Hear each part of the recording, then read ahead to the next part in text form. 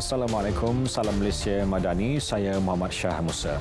Peruntukan tahunan bagi ahli parlimen dikurangkan daripada 3.8 juta ringgit kepada 1.3 juta ringgit. Menurut Perdana Menteri Dato' Sri Anwar Ibrahim, pengurangan allowance itu bertujuan mengawal kewangan negara dan akan dilaksana secara berperingkat. Pengurangan peruntukan melibatkan allowance pembangunan dan akan diselaraskan dengan pejabat daerah dan pegawai kemajuan negeri.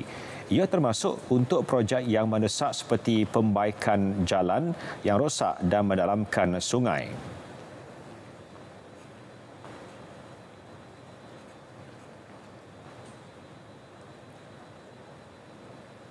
Kalau ahli parlimen bersanggup kurangkan, walaupun ini bukan sumbangan pribadi, ini sumbangan pembangunan yang diselaraskan oleh parlimen dan pejabat daerah. Jadi bagi satu mesej tentang keperluan kita mengawal kewangan negara. Kerana ini projek yang mendesak, kadang surau rosak atau jalan ataupun beberapa isu korek sungai. Jadi ada hal-hal yang saya rasa penting kita boleh pertimbangkan. Perdana Menteri menjelaskan jumlah peruntukan itu akan dinilai semula apabila keadaan ekonomi negara bertambah baik pada masa akan datang. Beliau berkata demikian di Port Dickson. Sebelum itu, Perdana Menteri sempat meluangkan masa selama kira-kira 40 minit menjamu selera dan beramah mesra dengan masyarakat setempat. Beliau kemudiannya menunaikan solat Jumaat bersama 1,500 jemaah di Masjid Qaryah Bagan Pinang.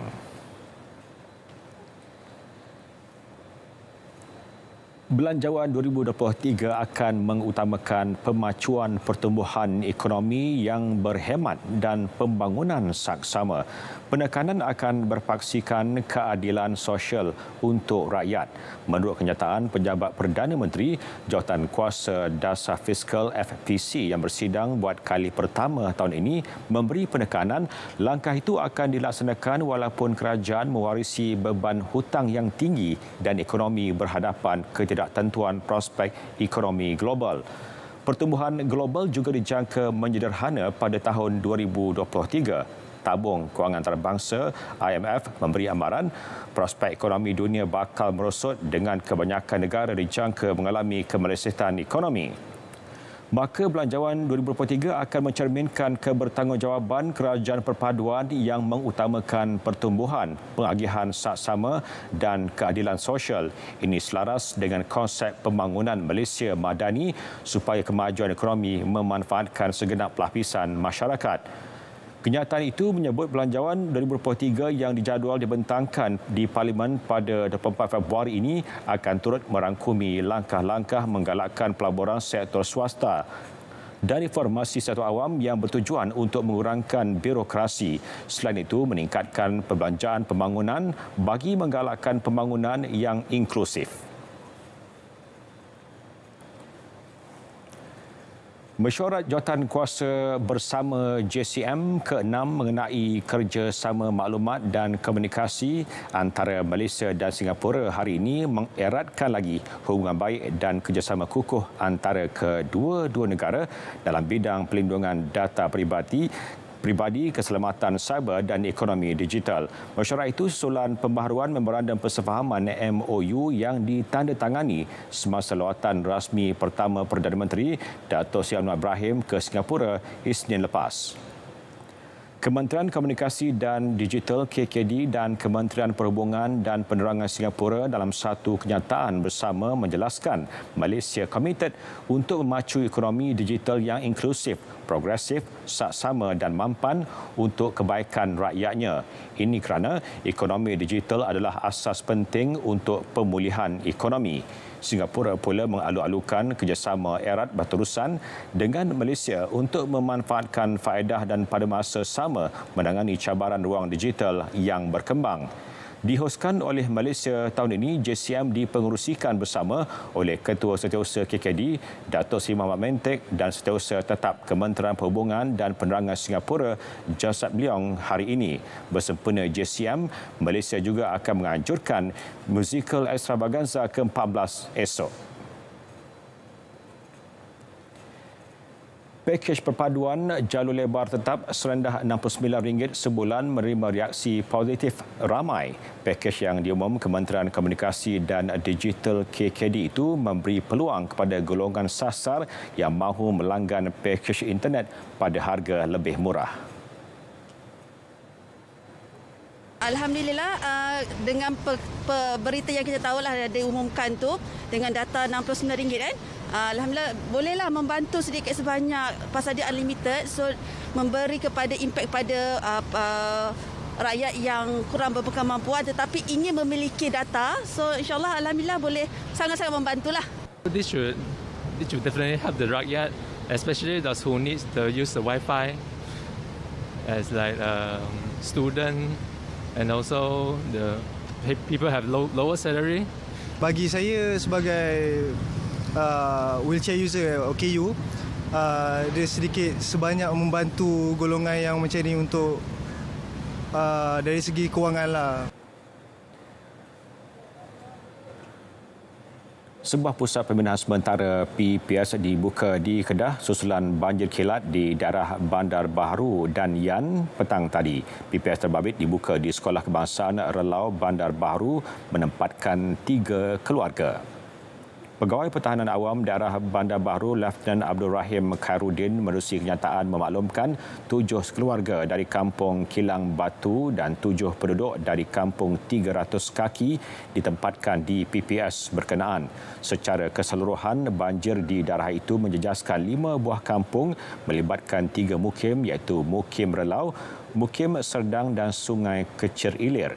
Kampung lain yang terlibat ialah Kampung Paya Semambung, Kampung Kilang Batu, Kampung Tengah dan Kampung Balai Lama. Hujan lebat melebihi 2 jam bermula pukul 3 petang menyebabkan beberapa kawasan dinaiki air. Setakat 6 petang, paras air sungai berada pada tahap waspada. Turut terjejas jalan di Mukim Relau yang menghubungkan klinik Desa Relau. Di daerah Yan pula beberapa rumah dan jalan raya di Kampung Ruat dinaiki air. Pegawai Pertahanan Awam Daerah Yan, Lieutenant Muhammad Zul Izzi Zulkifli memaklumkan paras air sungai masih terkawal. Sementara itu, hujan lebat melebihi 2 jam menyebabkan 3 rumah penduduk di daerah Selama, Perak terjejas akibat banjir kilat. Jurucakap Angkatan Pertahanan Awam Unit Selama dalam satu kenyataan memaklumkan keadaan jalan utama dan pekarangan rumah penduduk dinaiki air disebabkan limpahan air dari sungai di kampung tersebut. Keadaan itu menyebabkan jalan raya utama Kampung Redang Panjang Luar terputus laluan utama menuju Kota Raja Bersiung. Setakat ini tiada pusat pembinaan sementara dibuka.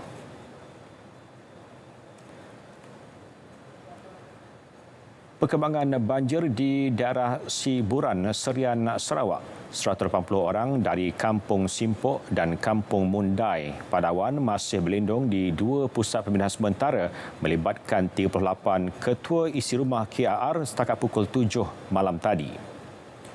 Menurut kemaskini laporan Jawatankuasa Pengurusan Bencana Negeri, daripada jumlah tersebut, 158 orang dari 32 KIR ditempatkan di PPS Dewan Sekolah Kebangsaan St. Peter Simpok, manakala 22 orang dari 6 KIR berada di PPS Dewan Kampung Mundai.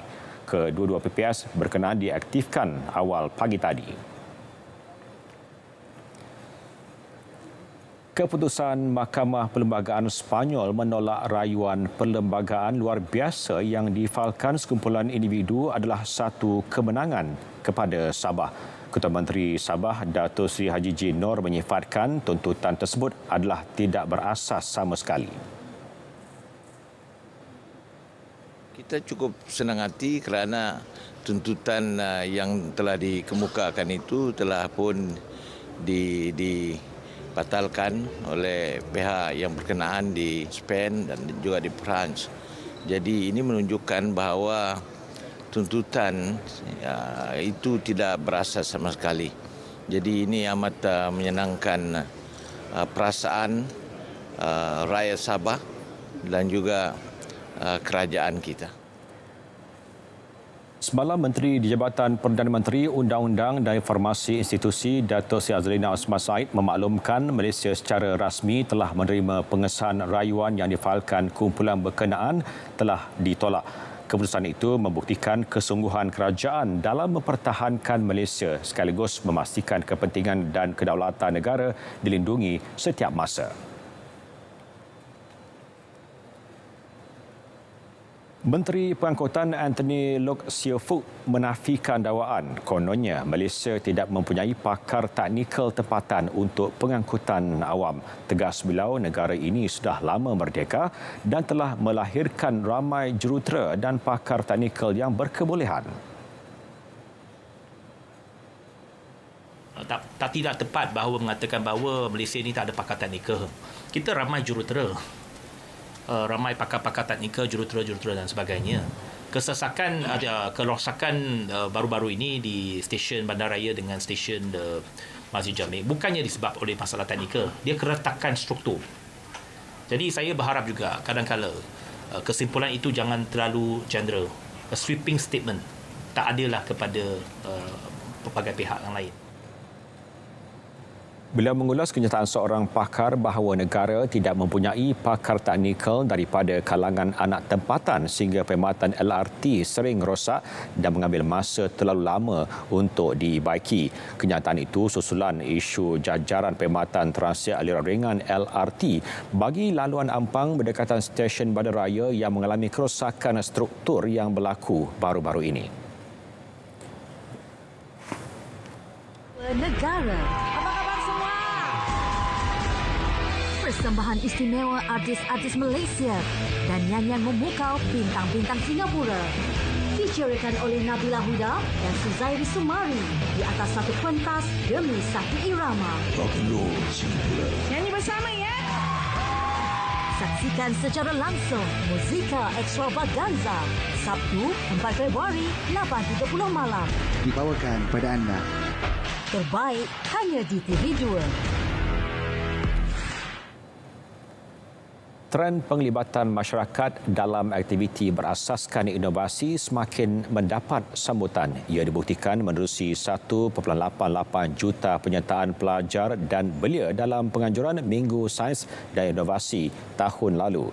Jelas Menteri Sains, Teknologi dan Inovasi Chang Leh Kang, perkembangan itu didorong kesedaran ibu bapa akan kepentingan pembudayaan sains dan teknologi di peringkat awal kanak-kanak.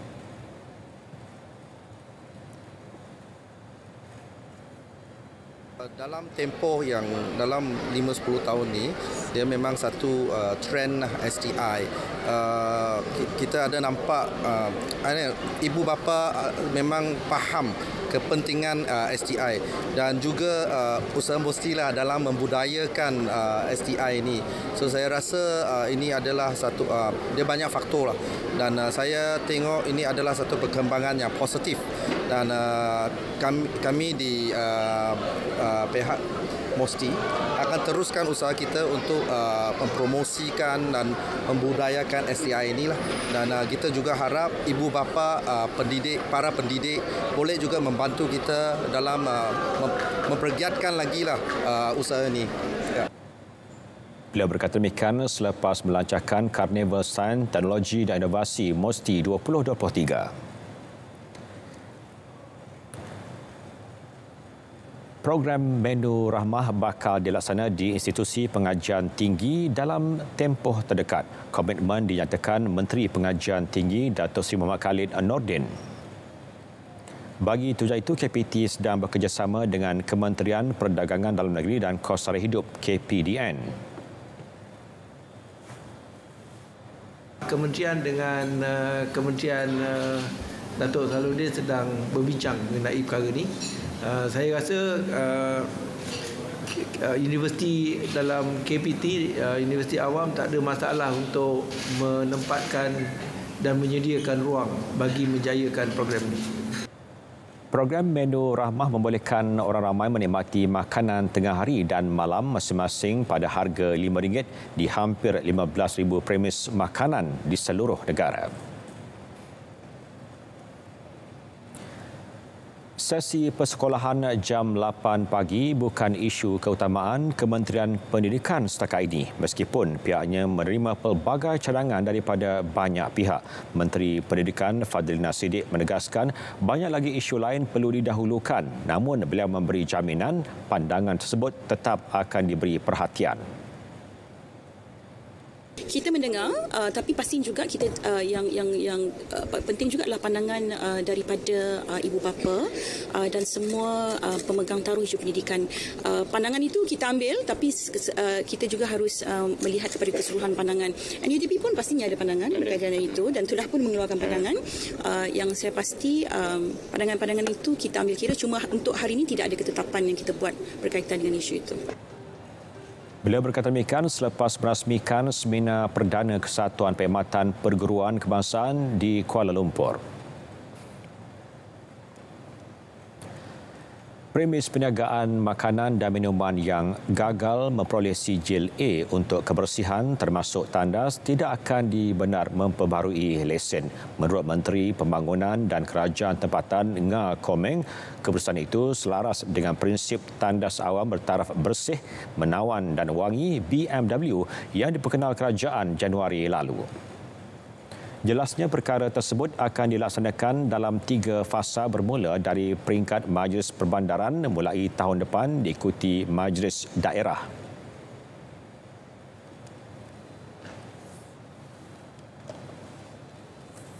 Kita akan ada garis panduan yang jelas perkara-perkara yang perlu dibuat. Untuk Majlis Perbandaran, kawasan Majlis Perbandaran mulai dari tahun 2025. Majlis Daerah 2026. Maka dalam tempoh 3 tahun ini, dia akan siap untuk seluruh negara dijangka 18,000 buah tandas awam. Kita nak pastikan dia semua bersih, menawan, wangi, selaras dengan dasar KPKT. Tandas bertaraf BMW. Beliau bercakap kepada media pada program Jalinan Muhibah KPKT di Putrajaya. Polis berjaya menahan 2 penjenayah dipercayai terlibat dalam kegiatan merompak premis dengan bersenjata. Suspek bergaya aktif di Bandar Cukai Kemaman sejak Oktober lalu. Kedua-dua suspek berusia lingkungan 20 hingga 40 tahun ditahan di 2 lokasi berasingan di daerah Kemaman kira-kira pukul 4 pagi. Ketua Polis Diaras Kemaman, Superintendent Handian Ramlan berkata maklumat mengenai suspek tersebut diperoleh melalui bantuan kamera litar tertutup CCTV dan orang awam.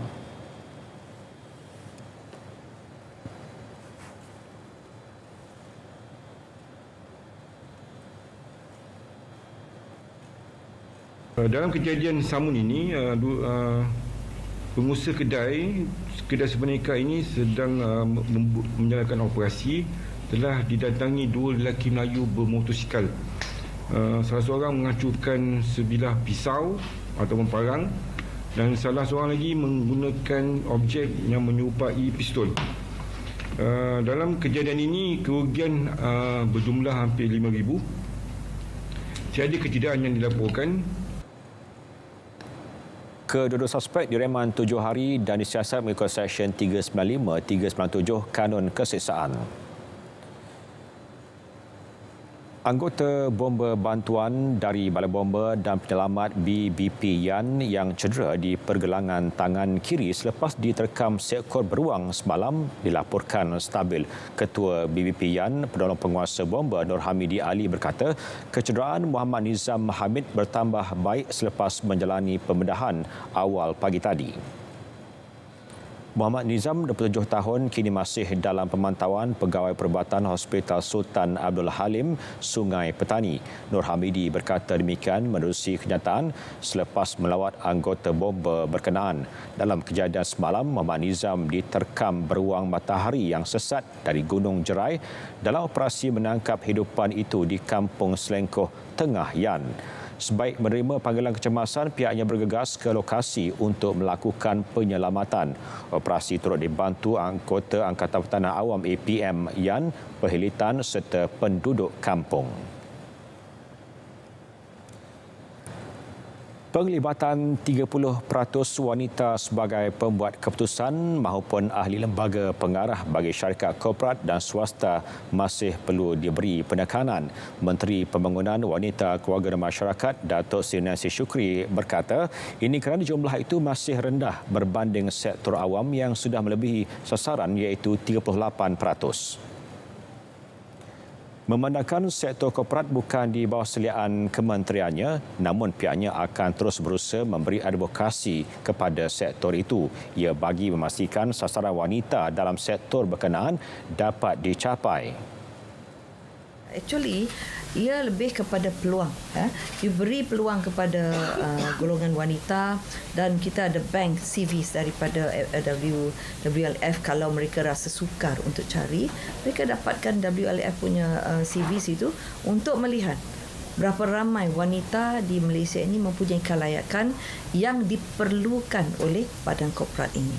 We are working together with all the NGOs juga. Kita perlu wujudkan ekosistem untuk membantu wanita untuk mencapai ke tahap apa yang kita ingini. Kita tidak mahu wanita kita ketinggalan. Beliau berkata demikian selepas program Breakfast Conversations with Datuk Seri Nancy Shukri di Ibu Negara. Persatuan Usahawan Wanita Bumi Putra Malaysia Usaha Nita berusaha membimbing usahawan wanita untuk mengembangkan perniagaan. Bagi tujuan itu, mereka diberi bimbingan intensif ilmu keusahawanan selain memahami asas perniagaan. Yang di-Pertua Usaha Nita Malaysia, Datuk Farida Abdul Jabbar berkata usaha itu bagi melahirkan usahawan berkualiti, berdaya saing serta menjadi pemangkin kepada ekonomi negara. Melalui program beginilah sepatutnya usahawan kena datang. Pasal apa, kita bukan saja expo pameran menjual apa, tapi kami memberi juga impak yang maknanya ilmu untuk mereka. Contohnya hari kita ada 30 penceramah yang paling hebat mengikut keadaan sekarang digitalnya, YouTube, iTalknya, TikToknya kan, yang akan berada 3 hari daripada 3 hingga 5. Bayangkan inilah platformnya sepatutnya dalam sekarang semua usahawan, bakal usahawan, siswazah yang patutnya kena datang di tiap program yang dianjurkan oleh usahawan-usahawan, terutamanya usaha Nita. Alhamdulillah. Beliau berkata demikian selepas majlis menandatangani memorandum persefahaman MOU di Expo dan Konvensyen Usahawan Wanita Konvanita Peringkat Negeri Selangor. Expo 3 hari itu akan berlangsung sehingga Ahad ini di IDCC Shah Alam. Turut diadakan bengkel keusahawanan, persembahan artis, pameran dan jualan pelbagai produk IKS.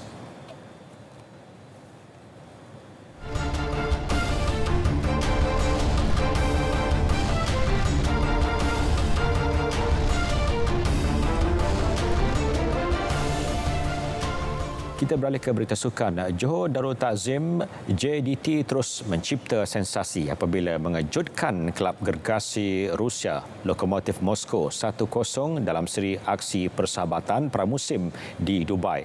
Apa yang menariknya, skuad kendalian Esteban Solari itu menewaskan bukan calang-calang pasukan kerana Lokomotiv Moskow pernah beraksi dalam kempen trofi utama Eropah iaitu Liga Juara-Juara. Pada perlawanan yang berlangsung di Stadium The Sevens itu, pemain sayap Arif Aiman mencuri tumpuan apabila meledak gol tunggal sekaligus memberi kemenangan buat JDT. Pemain paling bernilai Liga Malaysia 2 tahun berturut-turut itu membentuk gandingan serasi bersama Baxter da Silva dan Fernando Forestieri di samping Juan Muniz bagi mengemudi jentera serangan. Kemenangan itu adalah yang ketiga di lakar JDT selepas mengharungi 4 perlawanan persahabatan di sana.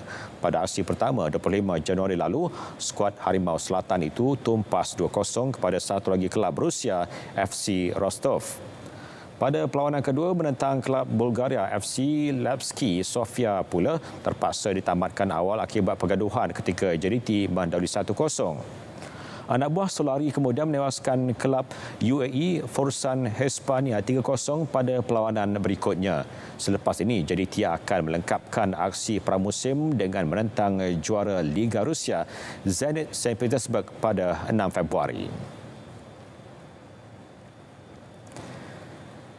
Teka-teki mengenai siapa pasangan baharu beregu lelaki negara Goh Zifei akhirnya sudah terjawab. Pengarah Kejurutihan Beregu Persatuan Badminton Malaysia BM, Reksi Manaki berkata pemain yang dipisahkan daripada Nur Izzuddin Rumsani itu bakal bergandingan dengan pemain beregu campuran Chung Hon Jan. Menurut Reksi, beliau akan menghubungi jurulatih beregu campuran negara Nova Widianto bagi mendapatkan restu Hon Jan dipasangkan dengan Zifei.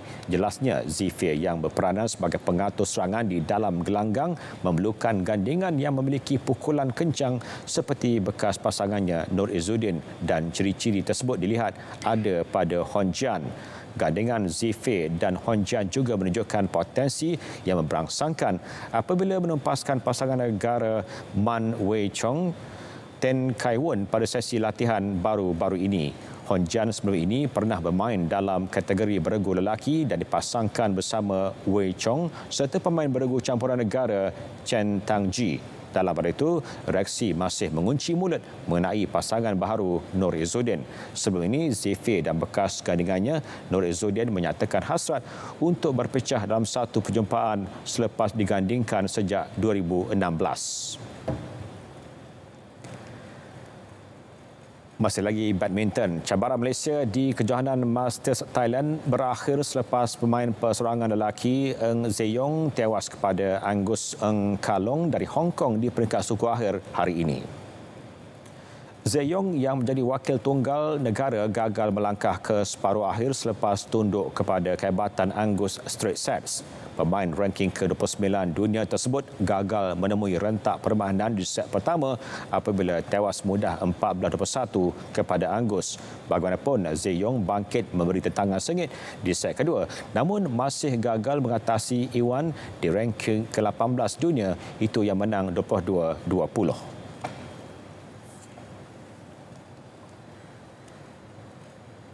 Baik saudara, berita tengah malam berakhir di sini. Dapatkan perkembangan sahih sepanjang masa melalui portal berita.rtm.gov.my yang sahih di RTM. Assalamualaikum, salam Malaysia Madani.